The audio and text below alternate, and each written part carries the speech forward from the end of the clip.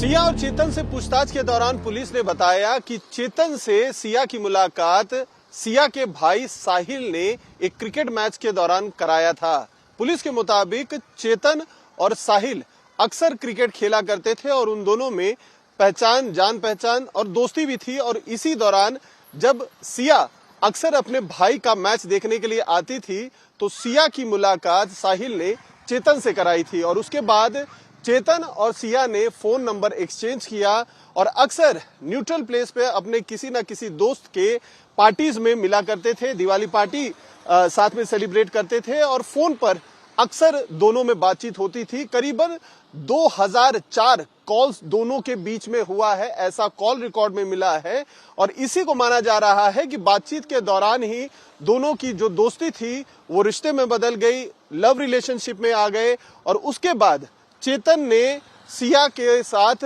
जो रिश्ता अपना कायम रखा था और उसके बाद ही केतन अग्रवाल की एंट्री होती है जिससे परिवार के जरिए उसकी सगाई कर दी जाती है। और इस बात से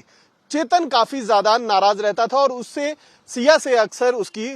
झगड़ा या हम कहें बहस भी होती थी और इसी की वजह से अब पुलिस परिवार वालों से भी पूछताछ कर रही है क्योंकि वो हर एक किरदार को इस मामले में पूछताछ करना चाहती है पुलिस, ताकि इस पूरी हत्याकांड में किसका क्या रोल रहा है, किसको कितनी जानकारी रही है, कौन किससे किस तरीके से संपर्क में आया है, ये सारी जो गुत्थी है वो सुलझाई जा सके।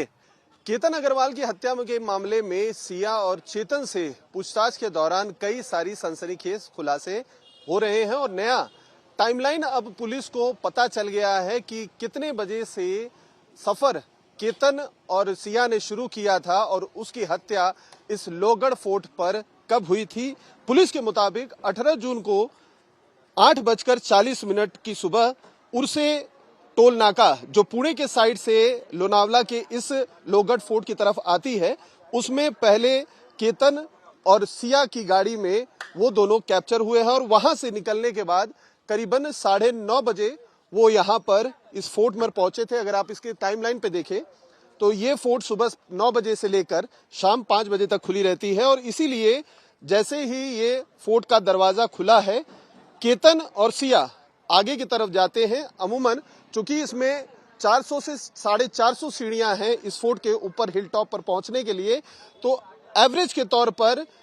एक पुरुष को 25 से 30 मिनट लगता है, जबकि अगर महिला ऊपर चढ़ना चाहे तो उसे 40 मिनट का समय लगता है। तो उसे कैलकुलेट करके पुलिस के मुताबिक 10:15 बजे सुबह ये केतन और सिया किले के उस जगह पर पहुंचे थे जहां पर इन्हें अपना प्लान एग्जीक्यूट करना था और उनके ठीक पीछे चेतन भी धीरे धीरे सीढ़ियां चढ़ते हुए ऊपर की तरफ जा रहा था और सुबह 10:15 बजे से लेकर 10:40 के बीच में पुलिस का कहना है कि हत्या केतन की गई थी, क्योंकि केतन की मां को सिया की मां ने 10:40 पर फोन करके ये इत्तला दिया कि केतन खाई में गिर गया है और आप सभी लोग लोहगढ़ फोर्ट पर पहुंचिए। तो पुलिस का अंदाजा है कि 10:15 बजे से लेकर 10:20 के बीच में केतन को सिया और चेतन ने धक्का मारकर गिरा दिया था। बात यहीं पर खत्म नहीं हो जाती है। पता यह भी चला है जांच में कि केतन की हत्या के लिए चेतन और सिया ने 17 तारीख को कैफे में जो मीटिंग की थी, इस दौरान उन लोगों ने एक कोड वर्ड बना रखा था कि कब किस तरीके से चेतन को धक्का देना है केतन को खाई में, जिससे उनकी जो प्लान है वो सुनिश्चित हो सके। पुलिस के मुताबिक जब तीनों लोग ऊपर पहुंच चुके थे तो 10:15 से 10:20 के बीच में सिया नीचे की तरफ बैठ गए थे। मैं आपको इशारे से समझाने की कोशिश करूंगा।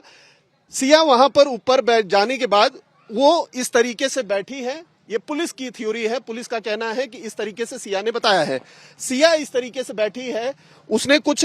पैर में जूते या कुछ करने की एक्टिविटी कोशिश की है। उसके बाद उसने चेतन की तरफ जो कुछ ही दूरी पर खड़ा था उसको उसने आंखों से इशारा किया, जिसके बाद तेजी से चेतन पीछे आकर